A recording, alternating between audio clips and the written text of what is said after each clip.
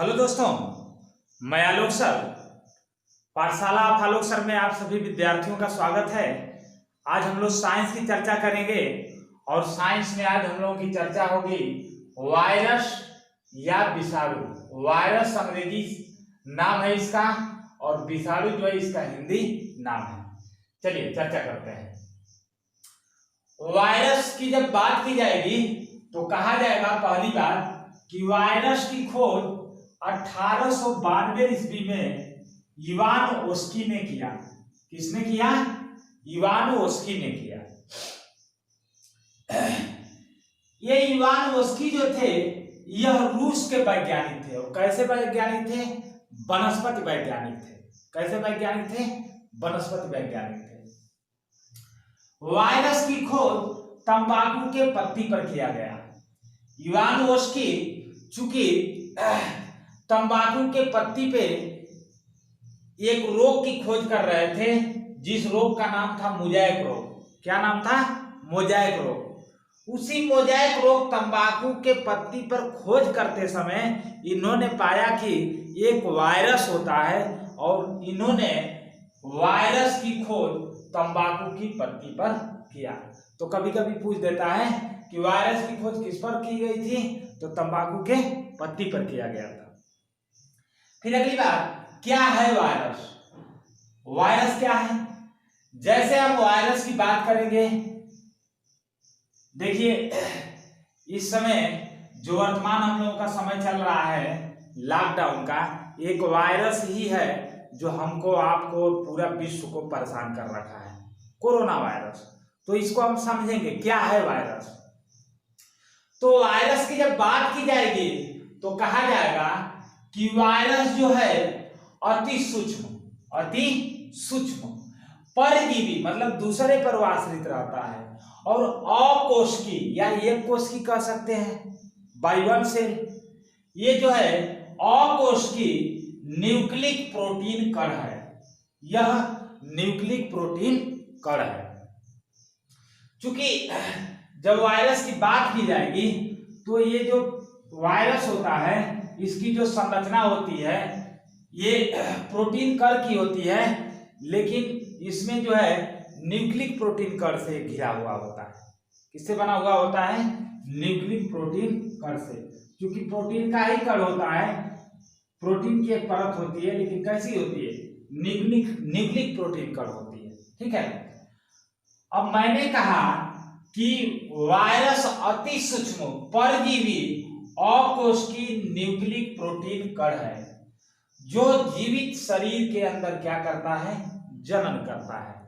जो परपोषी या जीवित शरीर के अंदर क्या करता है? जनन करता है। ठीक है।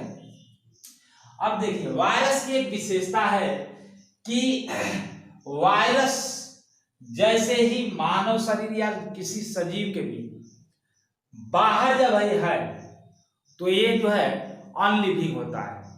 ठीक है, निर्जीव होता है। लेकिन जैसे ही किसी जीवित या मानव शरीर के अंदर ये प्रवेश कर जाता है तो ये जो है लिविंग हो जाता है, सजीव हो जाता है। इसीलिए वायरस को सजीव और निर्जीव के बीच की कड़ी माना जाता है। तो बार बार पूछा करता है, कहता है कि किसको सजीव और निर्जीव के बीच की कड़ी माना जाता है? माने किसी मानव शरीर के बाहर है तो अनलिविंग, निर्जीव, और जैसे ही मानव शरीर के अंदर या किसी जीवित के अंदर प्रवेश करता है तो क्या हो जाता है? सजीव हो जाता है। तो ये जो है सजीव और निर्जीव के बीच की क्या है?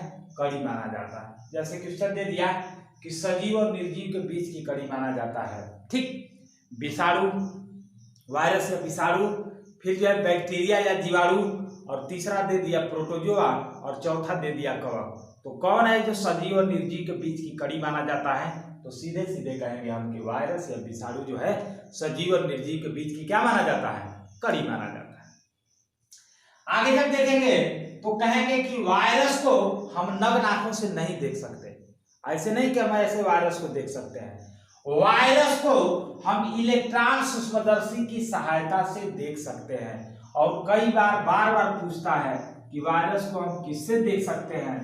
तो याद रखिएगा कि वायरस को हम जो है इलेक्ट्रॉन सूक्ष्मदर्शी के सहायता से क्या कर सकते हैं? देख सकते हैं। अब अगली जब बात की जाएगी तो कहा जाएगा कि वायरस के अध्ययन को हम क्या कहते हैं। जो वायरस का अध्ययन है उस अध्ययन को हम क्या कहते हैं, तो या तो उसको विषाणु विज्ञान या वायरोलॉजी कह लेंगे। क्या कह लेंगे? वायरोलॉजी। क्या कह लेंगे? वायरोलॉजी।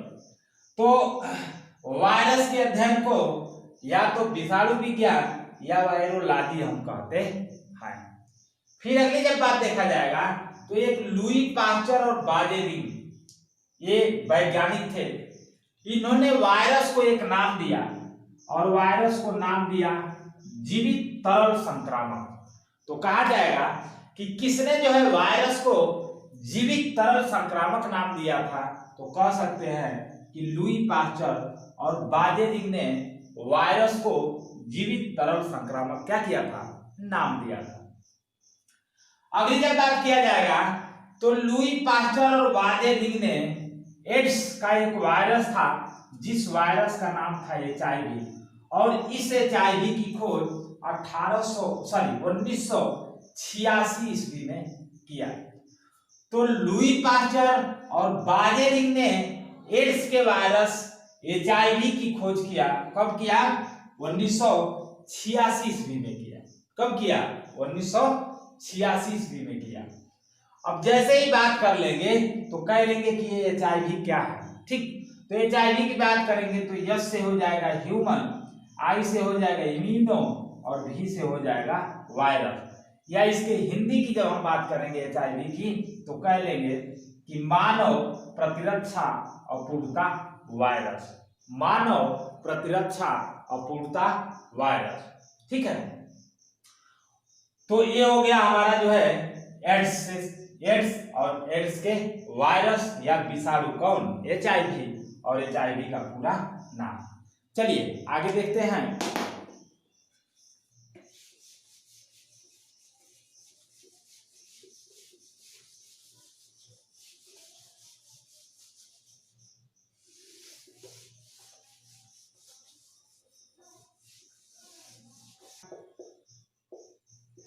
वायरस के प्रकार। तो वायरस के जब प्रकार की बात करेंगे तो देखेंगे यह परपोषी के आधार पर 3 प्रकार के होते हैं। किसके आधार पर 3 प्रकार के होते हैं? परपोषी के आधार पर। पहला आपका होगा पादप वायरस। कौन सा वायरस? पादप वायरस। दूसरा आपका होगा जंतु वायरस। जंतु वायरस। और ये तीसरा जो आपका होगा जीवाणु भोजी। जीवाणु भोजी वायरस। भोजी वायरस। चलिए समझते हैं। जब पादप वायरस की बात किया जाएगा तो कहा जाएगा कि इस प्रकार के वायरस जो है पौधों में पाए जाते हैं। किसमें पाए जाते हैं? पौधों में पाए जाते हैं। अगली बात होगी कि पादप वायरस में न्यूक्लिक अम्ल RNA पाई जाती है। राइबोज न्यूक्लिक एसिड पाई जाती है। कौन सी अम्ल पाई जाती है? न्यूक्लिक एसिड या RNA पाई जाती है। जैसे उदाहरण इसके देख लेंगे। ठीक, तो एक वायरस है जिसको कहते हैं TMV। इसका पूरा नाम है टोबैको मोजेइक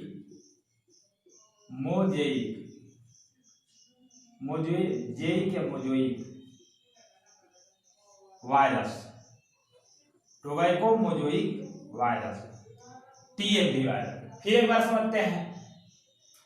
पादप वायरस की जब बात करेंगे तो कहेंगे कि ये वायरस या ये विषाणु पौधों में पाए जाते हैं। और इसमें कौन सी न्यूक्लिक अम्ल पाई जाती है? पादप वायरस में या पादप विषाणु में तो RNA न्यूक्लिक एसिड पाई जाती है। उदाहरण इसका कौन सा हो जाएगा? TMV, tobacco mosaic virus. एक प्रकार का कैसा वायरस है? पादप वायरस, ये पौधों में पाया जाता है। जंतु की जब बात किया जाएगा तो कहा जाएगा कि ये जंतुओं में पाया जाने वाला वायरस है। और इसकी बात करेंगे तो मुख्य रूप से डीएनए और कभी कभी जो है आरएनए भी इसमें पाया जाता है। कौन सी अम्ल पाई जाएगी इसमें, कौन सी न्यूक्लिक अम्ल होगी इसमें? न्यूक्लिक अम्ल आपकी कौन सी थी? न्यूक्लिक एसिड, ठीक है। तो इसमें न्यूक्लिक एसिड आपकी आरएनए थी और इसमें न्यूक्लिक एसिड जो आपकी न्यूक्लिक अम्ल जो पाई जाएगी वो कौन सी पाई जाएगी?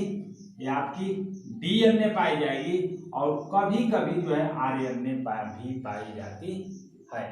जैसे जंतु वायरस के एग्जांपल की हम बात कर लेंगे तो कह लेंगे इन्फ्लुएंजा। इन्फ्लुएंजा के जो वायरस होंगे वो कैसे वायरस होंगे? जंतु वायरस, ठीक है। क्या है इन्फ्लुएंजा? जैसे आपको छींक आती है और बेचैनी के साथ छींक आती है, माने आ रही है तब तक नहीं आएगी, यही होता है हमारा इन्फ्लुएंजा, ठीक है। तो इन्फ्लुएंजा वायरस। फिर जो है मम्प्स वायरस। कौन से वायरस? Mumps virus.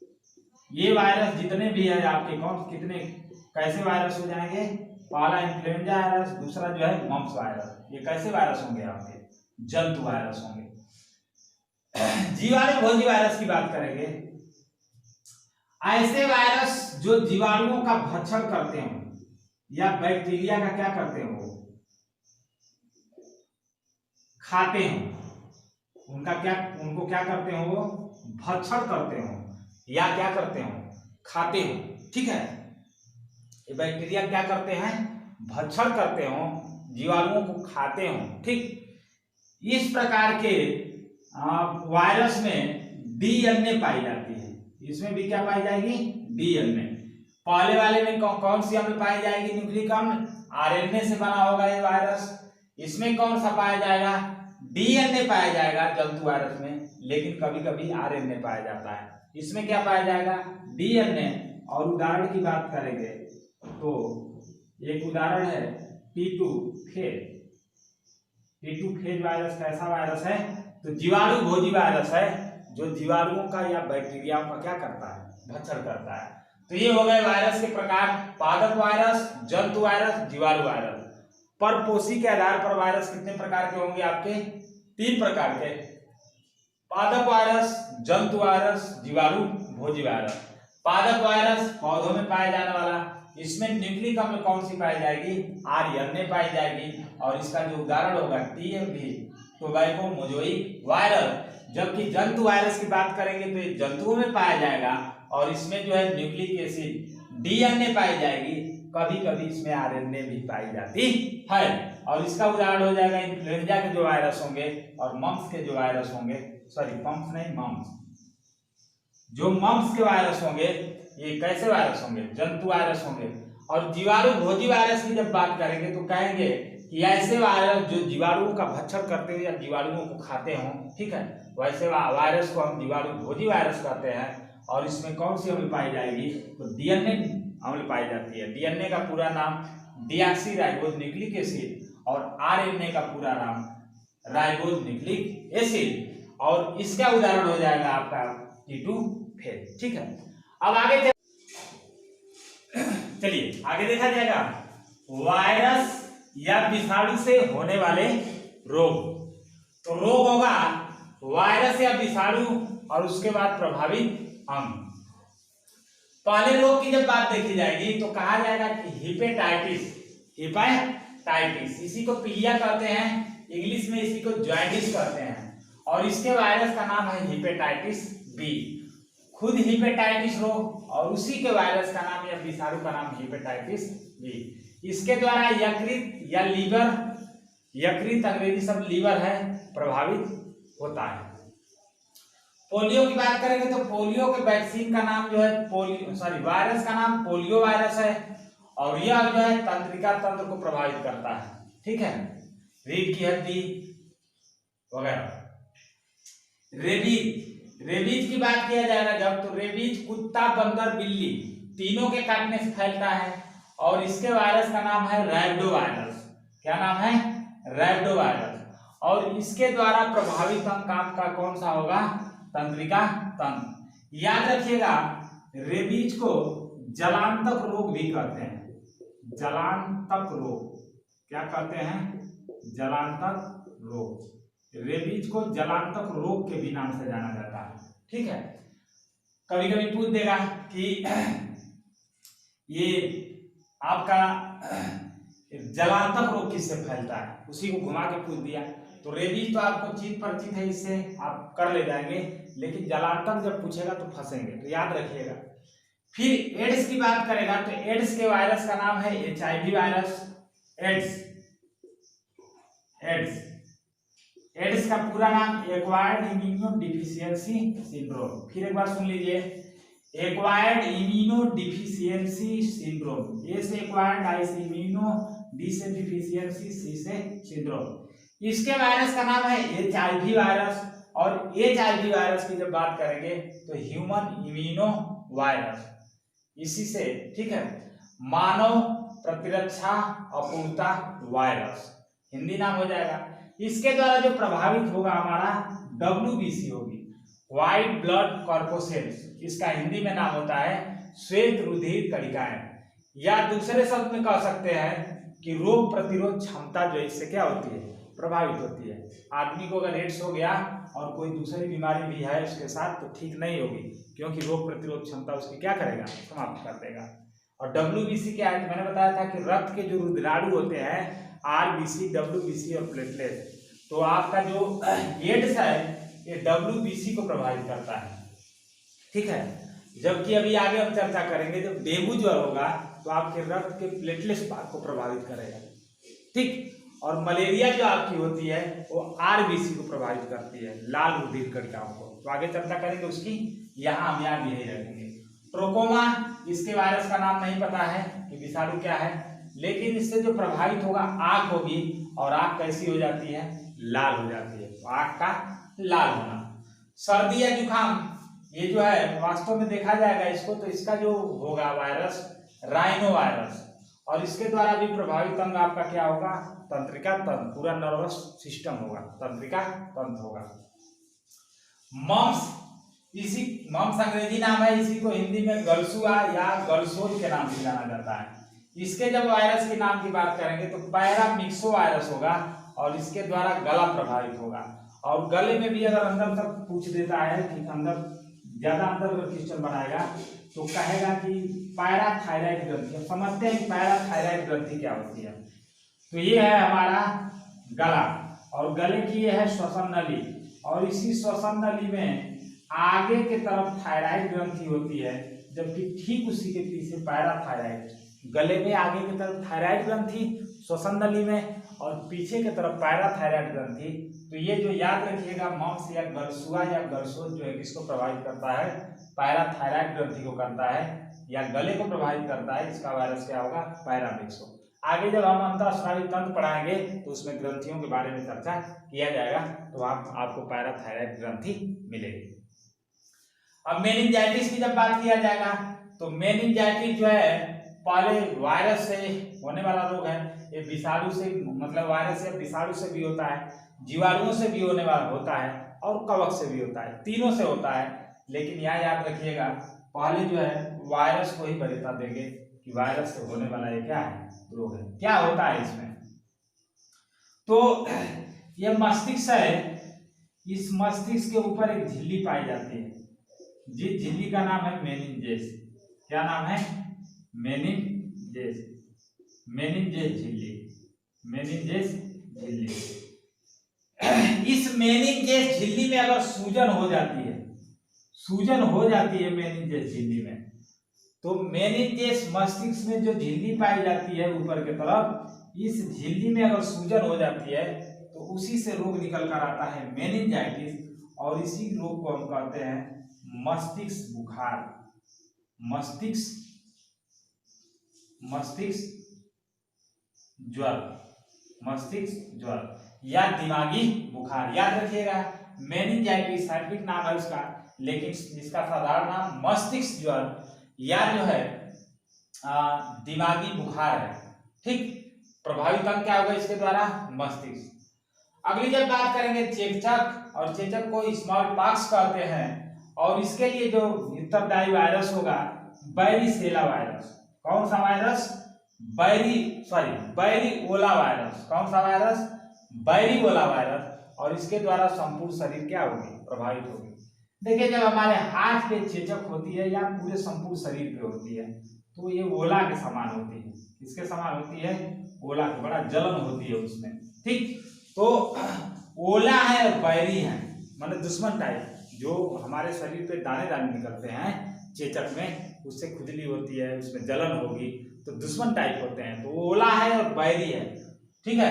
तो याद रखिएगा कि चेचक का नाम भूलेंगे नहीं, ओला के समान है, बैरी है, तो बैरी ओला वायरस और ये संपूर्ण शरीर को क्या करेगा, प्रभावित करेगा।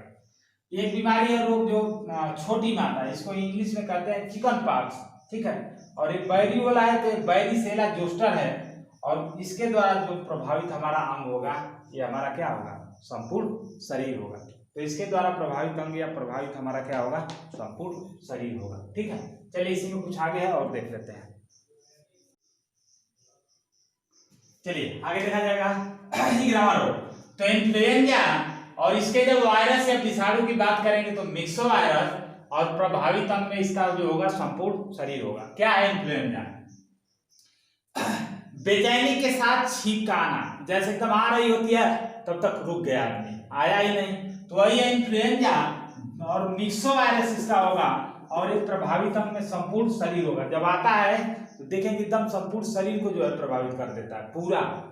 फिर जो है खसरा, और याद रखेंगे कि खसरा के वायरस का नाम है मोरबिली वायरस, और इसके द्वारा प्रभावित अंग होगा संपूर्ण शरीर। तो कह लेंगे कि मोरबिली को खसरा हुआ है, तो खसरा का वायरस क्या होगा, मोरबिली वायरस होगा, ठीक। फिर उसी तरह मस्तिष्क शोथ को इंसेफेलाइटिस हम कहते हैं, और इसके द्वारा जो है प्रभावित अंग होगा मस्तिष्क। याद रखिएगा इसमें जो है संपूर्ण मस्तिष्क में सूजन हो जाता है, संपूर्ण क्या होता है, मस्तिष्क में सूजन हो जाती है, संपूर्ण मस्तिष्क में सूजन। अभी जो है मेनिंजाइटिस में क्या होता था कि केवल यहाँ जो मस्तिष्क में झिल्ली पाई जाती थी उसमें सूजन होता था, लेकिन इंसेफेलाइटिस में, या मस्तिष्क शोथ हिंदी नाम है और अंग्रेजी नाम इंसेफेलाइटिस, इसमें क्या होता है कि पूरा मस्तिष्क में ही स्वाइलिंग हो जाती है, तो संपूर्ण मस्तिष्क प्रभावित होगा, और लक्षण हो जाएगा कि ये जो है मस्तिष्क में सूजन होगा, और प्रभावित अंग क्या हो जाएगा, आपका मस्तिष्क हो जाएगा, ठीक है। आगे देखा जाएगा हर्पिस एक हर्पिस वायरस से होता है, खुद इसी के नाम पर नाम है इसका, हर्पिस वायरस। इसमें क्या होता है कि त्वचा में सूजन हो जाती है। कभी कभी आदमी रात में सोया रहता है, अगले सुबह उठा देखा कि स्वाइलिंग हो गया, तो कहते हैं सब चींटी काट दिया, नहीं, वो हर्पिस वायरस होता है। उस हर्पिस वायरस की वजह से त्वचा में क्या हो जाती है, स्वाइलिंग हो जाती है, ठीक है। फिर आगे देखेंगे डेंगू ज्वर। क्या देखेंगे, डेंगू ज्वर के वायरस का नाम है अर्बो वायरस, ठीक। और ये संपूर्ण शरीर को प्रभावित करता है, और देख लिया जाएगा तो प्लेटलेट्स को किसको प्रभावित करता है, प्लेटलेट्स को किसको प्रभावित करता है, प्लेटलेट्स को। मैंने बताया कि रक्त जो आरबीसी, डब्ल्यूबीसी और प्लेटलेट्स होती है, तो प्लेटलेट्स को ये प्रभावित करता है, या संपूर्ण शरीर को डेंगू ज्वर प्रभावित करेगा, और इसके वायरस का नाम है अर्बो वायरस, ठीक है। तो इसमें देखेंगे कितना लाख प्लेटलेट्स है, गिर गया प्लेटलेट्स, तो अर्बो वायरस याद रखेंगे, अर्बो से याद रखेंगे, ठीक है, अर्बो से बात याद रखेंगे कि डेंगू ज्वर किस वायरस से, अर्बो वायरस से, प्लेटलेट। अब यहाँ पर दो क्वेश्चन फंसाएगा आपको डेंगू ज्वर से संबंधित। अगर कहेगा कि डेंगू ज्वर किससे होने वाली बीमारी है, तो वायरस से, लेकिन वहीं एक और मच्छर को डाल देगा, ठीक है। कहता है कि डेंगू ज्वर किससे फैलता है, तो जब मच्छर वाला नाम दिया रहेगा तो कहेंगे मादा एडीज एडजिप्टी मच्छर के काटने से फैलता है। कौन से मच्छर, मादा एडीज एडजिप्टी मच्छर, मादा एडीज एडजिप्टी मच्छर, मादा एडीज एडजिप्टी मच्छर के काटने से क्या होता है, डेंगू ज्वर होता है, ठीक। और इसके द्वारा प्रभावित आपका क्या होगा, प्लेटलेट्स होगा, ठीक है, संपूर्ण शरीर होगी। वायरस का नाम क्या हो जाएगा आपके, अर्बो वायरस, ठीक। तो अगर ऐसे वायरस से पूछता है कि डेंगू ज्वर किससे फैलता है, जीवाणुओं से, प्रोटोजोआ से, कवक से, और आपका जो है विषाणु या वायरस से, तो कह लेंगे कि वायरस से। लेकिन किसके काटने से फैलता है, किस मच्छर के, तो मादा एडिस एजिप्टी मच्छर के काटने से फैलता है। वही आगे हम जब मलेरिया की बात करेंगे तो मलेरिया प्रोटोजोआ से होने वाली बीमारी है, वो वायरस से होने वाली नहीं बीमारी है। प्रोटोजोआ उसी को कहते हैं परजीवी। लेकिन उसका जो मच्छर है उस मच्छर को कहेंगे कि किसके मच्छर के काटने से फैलता है। पहली बात कि किसके वजह से फैलता है, तो प्रोटोजोआ के कारण, उसका वहाँ क्या होगा, प्रोटोजोआ होगा। लेकिन अगर मच्छर की बात करेंगे कि किस मच्छर के काटने से फैलता है, तब हम कहेंगे कि साहब वो जो है एनाफिलीज मच्छर के काटने से फैलता है। तो आगे उसकी भी चर्चा करेंगे, लेकिन यहाँ हम याद रखेंगे। फिर पीत ज्वर है, पीत ज्वर से आपका क्या होगा, संपूर्ण शरीर प्रभावित होगी, ठीक है, या इसी को येलो फीवर कहते हैं। कौन सा फीवर, येलो फीवर।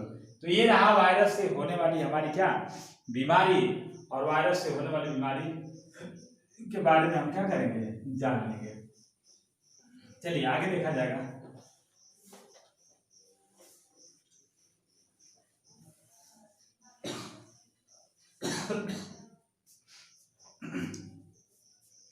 आगे देखेंगे रेबीज के कुछ महत्वपूर्ण चीजें, जैसे रेबीज के टीका की खोज, रेबीज के टीका की खोज, टीका की खोज। तो रेबीज के टीका की खोज कौन किए, तो लुई पास्चर ने किया। कौन किया, लुई पास्चर, ठीक। अगली बात, पोलियो ड्रॉप की खोज किसने किया, पोलियो ड्रॉप की खोज या पोलियो के वैक्सीन की खोज किसने किया, पोलियो ड्रॉप की खोज किसने किया। तो पोलियो जब ड्रॉप की खोज की बात किया जाएगा तो कहेंगे हिलेरी कोप्रोवस्की, हिलेरी कोप्रोवस्की, ठीक। लेकिन अगर यही ये कह देगा कि पोलियो के टीका की खोज किसने किया, पोलियो के टीका की खोज किसने किया, पोलियो के टीका की खोज, टीका के खोज। तो पोलियो के जब टीका की खोज करेंगे तो कहेंगे जॉन साल्क, किसने किया, जॉन साल्क। ध्यान से अब इसको क्वेश्चन को पढ़ेंगे, फंसेंगे इसमें। कभी कभी पोलियो ड्रॉप पूछता है, आप जो है जॉन साल्क को मार के आते हैं, या इसी को जॉन साल्क नहीं बल्कि जॉन साल्क नाम है इसका। क्या नाम हो जाएगा आपका, Jonas Salk, Jonas Salk, John Salk नहीं, जोन साल्क, ठीक है। तो पोलियो ड्रॉप की खोज हिलेरी कोप्रोवस्की ने, रेबीज के टीके की खोज लुई पास्चर ने, और पोलियो के टीके की खोज किसने किया, जॉन साल्क ने किया, ठीक है। आगे देखेंगे चेचक के टीके की खोज, चेचक, इसी को हम कहते हैं स्मॉल पॉक्स, स्मॉल पॉक्स। तो चेचक या इसके टीके की खोज किसने किया, टीके की खोज तो एडवर्ड जेनर ने, किसने किया, एडवर्ड जेनर ने किया, एडवर्ड किसने किया, जेनर ने किया, ठीक है।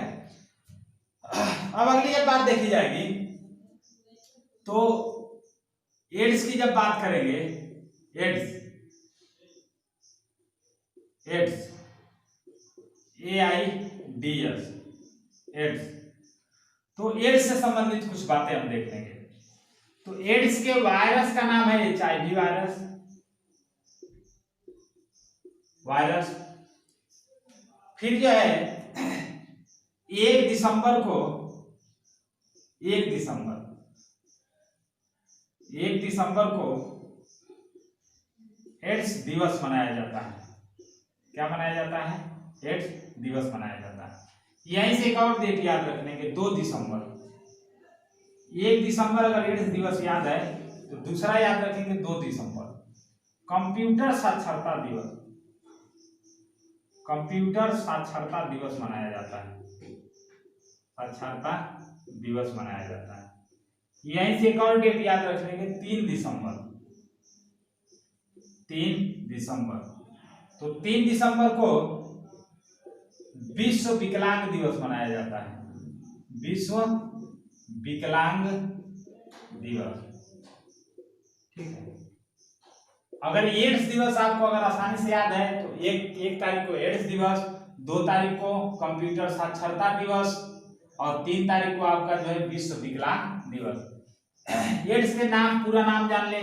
Ads acquired immuno deficiency syndrome, HIV का पूरा नाम ह्यूमन इम्यूनो वायरस। एड्स के वायरस का नाम क्या है? HIV, और इसी को कहते हैं ह्यूमन इम्यूनो वायरस।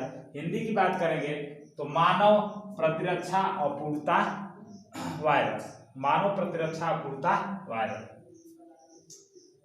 वायरस ये एड्स की एक जांच होती है या परीक्षण। क्वेश्चन ये बनाता है कि एड्स की जांच या परीक्षण किसके द्वारा होता है? एड्स का जांच या परीक्षण किसके द्वारा? तो याद रखिएगा एलिसा टेस्ट होता है।